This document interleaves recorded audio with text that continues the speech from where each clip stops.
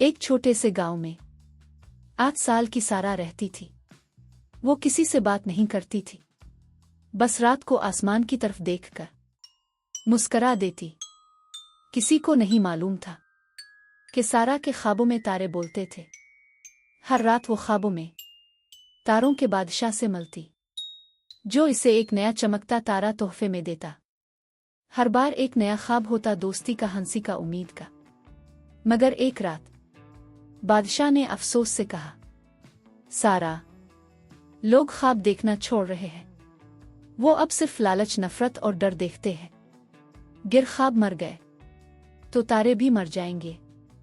अगली सुबह सारा पहाड़ी पर गई और अपने सारे तारे आसमान की तरफ उछाल दिए। अचानक आसमान जगमगाने लगा और सारा पहली बार बोली, ख्वाबों को मत मरने दो, वरना तारों की रोशनी भी मर जाएगी।